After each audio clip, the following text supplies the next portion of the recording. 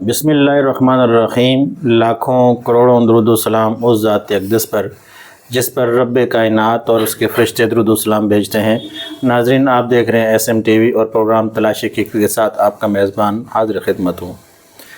آج جس موضوع پہ میں نے بات کرنی ہے یقیناً یہ بنی نوع انسان کے لیے ایک بہت بڑا اہم اور امپورٹنٹ یہ سبجیکٹ ہے اور یہ گفتگو ہے، اور یہ اتنا اہم ہے کہ اسی وجہ سے انسان اشرف المخلوقات جیسا انسان جو ہے اس کا مقام اور اس کا مرتبہ اسی سے بلند بھی ہوتا ہے اور اسی سے وہ زمین کے گڑھوں میں بھی چلا جاتا ہے۔ میری مراد آج کی ٹاپک کی وہ تکبر ہے۔ تکبر کسی چیز کا بھی ہو، ذات کا ہو، آپ کو دولت کا تکبر ہو، آپ کو حسب نسب کا ہو، آپ کو کسی حوالے سے بھی آپ یہ سوچ رہے ہوں کہ میں دوسرے شخص سے بہت اعلیٰ ہوں، تو اس چیز کو تکبر کہا جاتا ہے۔ تو آج ہمارے درمیان موجود ہیں محترم الیاس مغل صاحب۔ میں ان سے پوچھتا ہوں کہ بیسیکلی تکبر اسلامی اصطلاح میں تکبر کس کو کہتے ہیں؟ السلام علیکم۔ وعلیکم السلام۔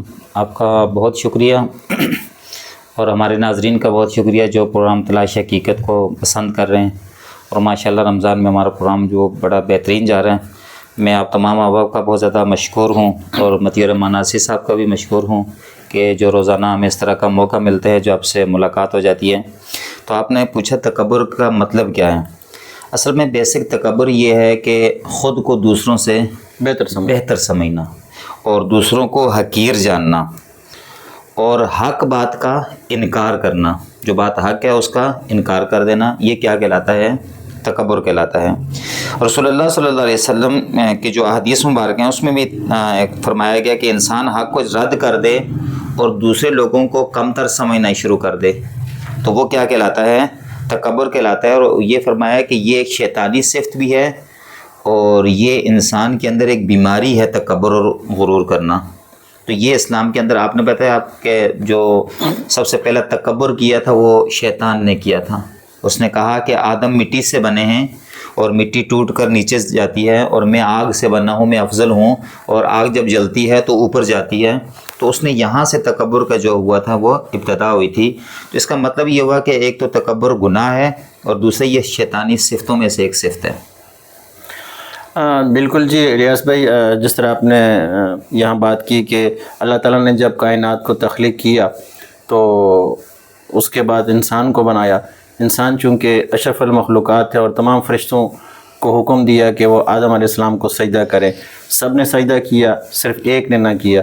جس نے نہ کیا وہ یہی سمجھا کہ میں اعلیٰ میٹیریل ہوں اور یہ مٹی اور گارے سے بنا انسان ہے، اس لیے اس نے تکبر کیا، اور اللہ تعالیٰ نے اسے عزازیل اور زندیق قرار دے کر اپنے ایوانوں سے نکال دیا، جبکہ وہ یہ سمجھتا تھا کہ میں نے زہد اور تقوی میں، میری عبادت میں میرا کوئی مقام نہیں ہے، اور واقعی نہیں تھا۔ اس نے جتنی عبادت کی تھی اور جتنی ریاضت کی تھی، جتنا وہ فرشتوں سے آگے نکل گیا تھا، فرشتوں کا امام تھا، لیکن ایک تکبر نے اس کا سارے اعمال کو بھی برباد کر دیا۔ اللہ کی دربار سے بھی وہ دور ہو گیا، اور اللہ کی دربار سے دور ہونے کے ساتھ ہمیشہ کے لیے وہ دھتکارا گیا اللہ کی بارگاہ سے۔ تو تکبر جو ہے وہ ایک ایسی بیماری ہے، ایک ایسا مرض ہے جس شخص کے اندر آ جائے وہ شخص کہیں کا رہتا نہیں ہے، نہ اس کی دنیا ہوتی ہے نہ اس کی آخرت ہوتی ہے۔ کیونکہ کسی کے پاس اگر دولت ہے وہ اس پہ گھمنڈ کرتا ہے کہ یہ دولت میرے پاس ہے، دوسرے کے پاس نہیں ہے، وہ اپنے آپ کو اعلیٰ سمجھتا ہے، وہ یہ نہیں سمجھتا کہ یہ اس کی آزمائش ہے۔ اسی طرح کسی کے پاس حسن ہے وہ حسن پہ ناز کرتا ہے، کسی کے پاس حسب نسب کی بات ہے وہ اس پہ ناز کرتا ہے، یا کسی سے کوئی تعلق ہے وہ ناز کرتا ہے، حالانکہ خاک سے بنا ہوا اور خاک پہ چلنے والا انسان آخر خاک ہو جاتا ہے، اس کی حیثیت اور اہمیت کچھ بھی نہیں ہے۔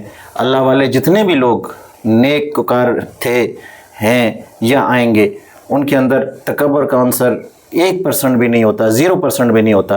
میں محترم الیاس صاحب سے مزید تھوڑی سی بات ضرور کرتا ہوں کہ تکبر کے حوالے سے آقا کریم صلی اللہ علیہ وسلم کے فرمان کیا موجود ہیں، اور بیسیکلی تکبر کی وجہ سے انسان اپنی کن بلندیوں سے گر کے نیچے آ جاتا ہے. جی سب اس میں خاص کر حضرت عبداللہ بن مسعود سے روایت ہے کہ حضور اکرم صلی اللہ علیہ وسلم نے فرمایا کہ کسی انسان کے اندر تکبر رائی کے دانے کے برابر بھی ہوگا. رائی کا ایک چھوٹا سا دانہ ہوتا ہے، بڑی مشکل سے نظر آتا ہے.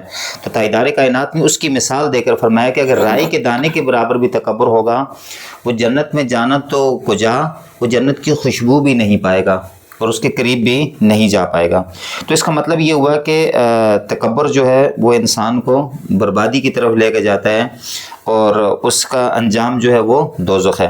اچھا، اس میں ایسی چیزیں بھی ہیں کہ مثال کے طور پر ایک شخص نے کہا یا رسول اللہ صلی اللہ علیہ وسلم، کوئی اچھا لباس پہنتا ہے، کوئی اچھی چپل پہنتا ہے، کوئی اچھا کپڑا پہنتا ہے، تو وہ کہتا ہے کہ بلا شبہ میں بہت خوبصورت ہوں، تو کیا یہ بھی تکبر ہے؟ تو تاجدار کائنات صلی اللہ علیہ وسلم نے فرمایا نہیں، یہ تکبر نہیں ہے، بلکہ یہ فخر ہے اور یہ خوبصورتی ہے. اچھا لباس پہننا، اچھا کپڑا پہننا، یہ خوبصورتی ہے، اور اللہ تعالیٰ خود خوبصورت ہے اور خوبصورتی کو وہ کیا کرتا ہے؟ پسند فرماتا ہے. اب تکبر ہے کیا؟ ایک اور چیز بھی میں آپ کو سمجھاؤں. آج کل ہمارے دین کے اندر نا، آپ کو پتہ ہے کہ بہت زیادہ ہم نے زور لگایا ہوا ہے کہ داڑھی لمبی ہونی چاہیے، ماتھے پر ایک وہ نشان بن جانا چاہیے رگڑ رگڑ کر، اور ہاتھ میں بڑی تسبیح ہو، اور شلوار جو ہے وہ ٹخنوں سے خاصی اونچی کی ہوئی ہو. سمبول بنایا ہوا ہے. یہ ہم نے آج کل دین کو یہ بنایا ہوا ہے. اچھا، یہ جو شلوار ٹخنوں سے نیچے اور اوپر کی جو حدیث ہم سنا کر لوگوں کو جنتی اور جہنمی بناتے ہیں، اس کی بنیادی وجہ کیا تھی؟ زمانہ جاہلیت کے اندر لوگوں کے جن کے پاس پیسہ زیادہ تھا، کپڑا زیادہ، اور نیچے گھسیٹتے ہوئے وہ کیا کرتے تھے؟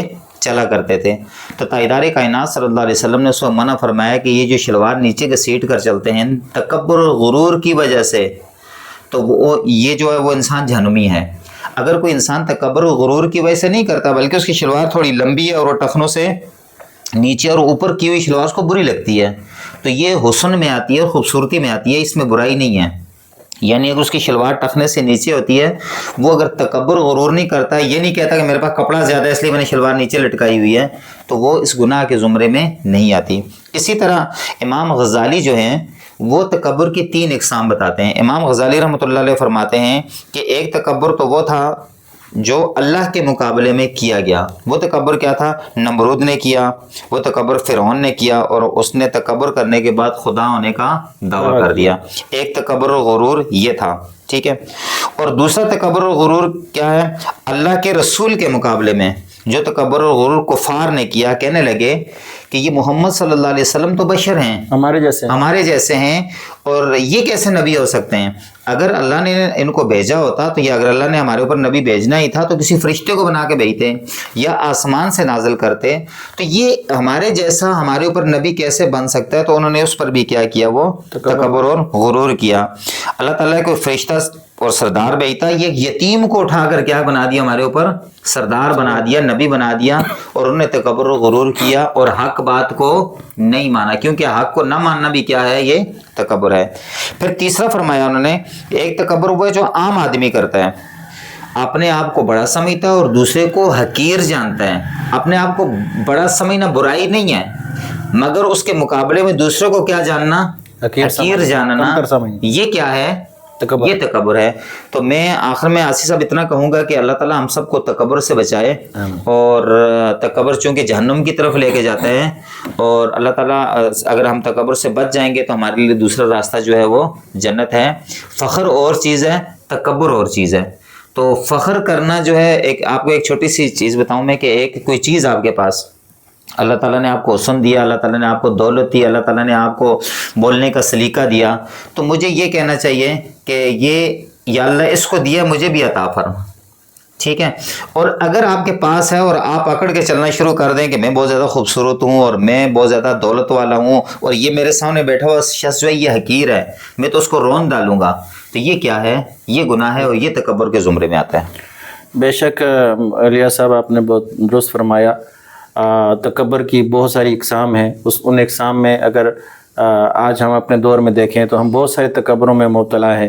ایک آدمی وہ مسجد جاتا ہے، اسے مسائل کا پتہ ہے یا نہیں پتہ، مگر وہ مسجد جاتا ہے، یہ بھی تکبر کے زمرے میں آتا ہے. وہ سمجھتا ہے کہ میں نمازی ہوں، دوسرے غیر نمازی ہیں، ٹھیک ہے، اس میں کوئی دوسرے افضل نہیں ہے. اسی طرح ایک آدمی نے داڑھی اپنی مرضی سے بڑھائی ہوئی ہے، کتنی حد تک رکھی ہوئی ہے، لیکن جس کی کم ہے تو وہ سمجھتا ہے کہ میں تو مومن ہوں، یہ دوسرا آدمی جو ہے مومن نہیں ہے.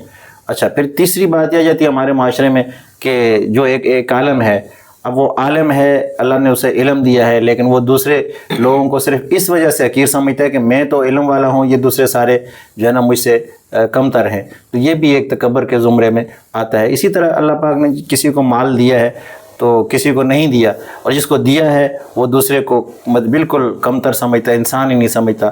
ہمارے معاشرے میں اس طرح کی بہت ساری مثالیں ہیں۔ اسی صاحب، اس سے آپ کی ایک چھوٹی سی بات یاد آ گئی، اکثر آپ سوشل میڈیا پہ دیکھتے ہیں کہ تصویریں چھپی ہوتی ہیں یا ویڈیوز جاری ہوتی ہیں کہ جو اکثر کھانے پہ لوگ باہر جا رہے ہوتے ہیں اپنے ملازمین کو ساتھ لے کر جاتے ہیں، تو وہ جو کھانے کے ٹیبل پر اپنے ملازمین کو ساتھ نہیں بٹھاتے، اس کو کھانا اس کے سامنے نہیں رکھتے، وہ اکیلا وہاں بیٹھا ہوا، خاص کر جو گھروں میں کام کرنے والی لڑکیاں ہوتی ہیں وہ ساتھ جاری ہوتی ہیں تصویریں، تو وہ دور بیٹھی ہوتی ہیں اور وہ لوگ کھانا کھا رہے ہوتے ہیں۔ تو یہ ہے اصل تکبر اور غرور کہ اس کو حقیر سمجھا آپ نے، جی بالکل، اس کو ٹیبل پر آپ نے ساتھ جگہ نہیں دی، اور خود کو افضل سمجھ کر اور بیٹھ کر آپ کھانا کھا رہے ہیں اور اس کو ساتھ کھانا، بحیثیت انسان وہ آپ کے برابر انسان تھا۔ یہ سر اس لیے میں نے عرض کیا کہ بہت ساری اقسام ہیں تکبر کی، اور ان اقسام میں یہ چند ایسی ہیں۔ انشاءاللہ پھر کسی پروگرام میں اس سے پہ مزید بات ہو سکتی ہے، تفصیلاً گفتگو ہو سکتی ہے، مگر میری دعا ہے کہ اللہ تعالی ہم سب کو ہر طرح کے تکبر سے بچائے، کیونکہ انسان تو خاک ہونے والی چیز ہے، اور باقی رہنے والی ذات صرف رب کی ہے، اور اسی کو سزاوار ہے، اسی کو حق ہے کہ وہ اپنی بڑائی اور برتری اور بلندیوں کی جس سطح پہ میرا رب ہے وہی جو ہے اعلیٰ ہے، وہی عرفہ ہے، اس کے علاوہ مخلوق جتنی بھی ہے وہ فنا ہے۔ تو اللہ تعالی ہم سب کو تکبر سے بچائے۔ دیکھتے رہیے SM TV، اور کمنٹس میں ضرور ہمیں بتائیے کہ آپ کو ہمارا یہ پروگرام کیسا لگا۔ بہت شکریہ آپ کا، اللہ نگہبان۔